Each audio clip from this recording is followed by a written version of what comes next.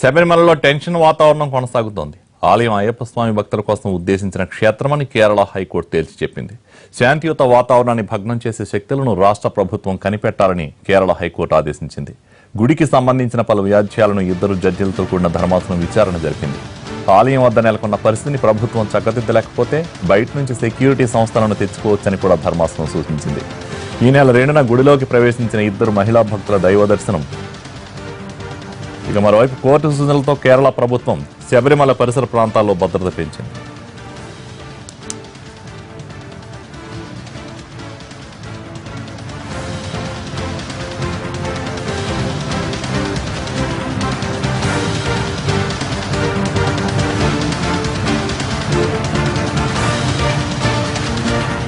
శబరిమలలో టెన్షన్ వాతావరణం కొనసాగుతోంది. ఆలయం అయ్యప్ప స్వామి భక్తుల కోసం ఉద్దేశించిన క్షేత్రమని కేరళ హైకోర్టు తేల్చి చెప్పేసింది. శాంతియుత వాతావరణాన్ని భగ్నం చేసే శక్తులను రాష్ట్ర ప్రభుత్వం కనిపెట్టాలని కేరళ హైకోర్టు ఆదేశించింది. గుడికి సంబంధించిన పలు వ్యాజ్యాలను ఇద్దరు జడ్జిలతో కూడిన ధర్మాసనం విచారణ జరిపింది. ఆలయం వద్ద నెలకొన్న పరిస్థితిని ప్రభుత్వం చక్కదిద్దలేకపోతే బయట నుంచి సెక్యూరిటీ సంస్థలను తెచ్చుకోవచ్చని కూడా ధర్మాసనం సూచించింది. ఈ నెల 2న గుడిలోకి ప్రవేశించిన ఇద్దరు మహిళా భక్తుల దైవ దర్శనం వెనుక ఏదైనా రహస్య వ్యూహం ఉందా అని ధర్మాసనం ప్రశ్నించింది. మరోవైపు కోర్టు సూచనలతో కేరళ ప్రభుత్వం శబరిమల పరిసర ప్రాంతాల్లో భద్రత పెంచింది.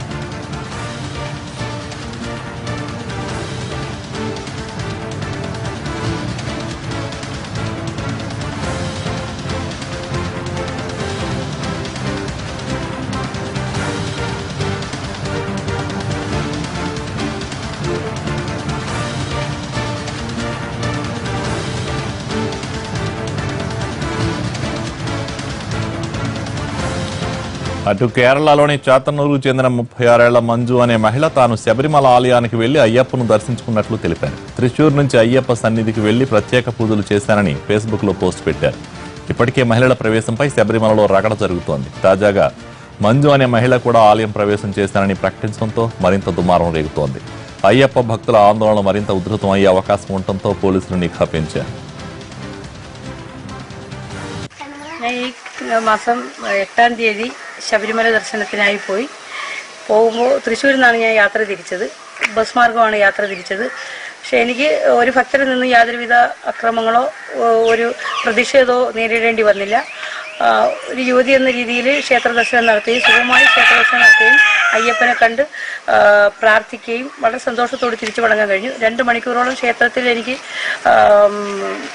ദർശനത്തെ തുടർന്ന് ക്ഷേത്രാങ്കണത്തിൽ തങ്ങാൻ കഴിഞ്ഞു. തുടർന്ന് ഞാൻ അയ്യപ്പ ദർശനത്തിന് എത്തുന്ന സമയത്ത് അവിടുത്തെ അയ്യപ്പ സേവാ സംഘത്തിലെ ആൾക്കാരുമായി ബന്ധപ്പെട്ട് എൻ്റെ കയ്യിലുള്ള പൂജാദ്രവ്യങ്ങൾ എങ്ങനെയാണ് സമർപ്പിക്കേണ്ടത്, എവിടൊക്കെയാണെന്നൊക്കെയുള്ളത് ചോദിച്ചറിഞ്ഞു. కేరళలోని శబరిమల అయ్యప్ప గుడిలో మహిళల ప్రవేశంపై ఇంకా రచ్చ జరుగుతుండగా మరో కొత్త వివాదం తలెత్తింది. అగస్త్యకూడెం వద్ద దాదాపు ఇలాంటి పరిస్థితి ఏర్పడనుంది. కేరళలో అతి ఎత్తైన ఈ కొండ ప్రాంతంలో ఒకప్పుడు అగస్త్య మహాముని తపస్సు చేశాడట. అందుకే అక్కడ ఆయన ఆలయాన్ని విగ్రహాన్ని ఏర్పాటు చేసి పూజలు చేస్తున్నారు. కానీ ఇక్కడ కూడా కొన్నేళ్లుగా మహిళల ప్రవేశంపై నిషేధం కొనసాగుతోంది. ఈ కొండ ప్రాంతాన్ని ఎక్కి అగస్త్య విగ్రహాన్ని దర్శించుకునేందుకు వారిని కూడా అనుమతించాలని కేరళ అటవీశాఖ నిర్ణయించింది. ఇందులో భాగంగా మొట్టమొదటిసారిగా ఆన్లైన్లో టికెట్ల విక్రయాన్ని ప్రారంభించింది.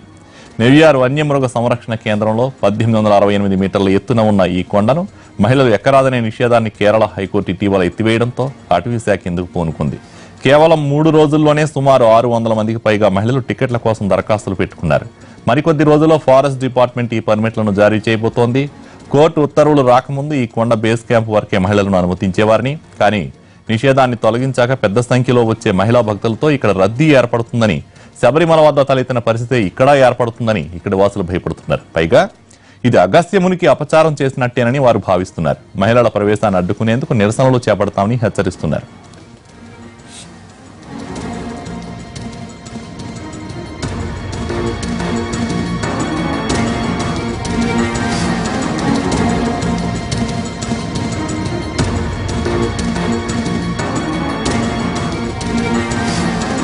మరోవైపు శబరిమల విషయంలో కేరళ సర్కారు అనుసరిస్తున్న తీరును బీజేపీ నేతలు తప్పుపడుతున్నారు. రాష్ట్రంలో పినరాయి విజయన్ సర్కారు కావాలనే రగడ సృష్టిస్తోందని మండిపడ్డారు. శబరిమల విషయంలో జోక్యం చేసుకోవాలని కోరుతూ రాష్ట్రపతి కోవింద్కు కమలనాథులు వినతి పత్రాన్ని సమర్పించారు. రాష్ట్రంలో శాంతి భద్రతల పరిరక్షణ విషయంలో జోక్యం చేసుకోవాలని కోరారు.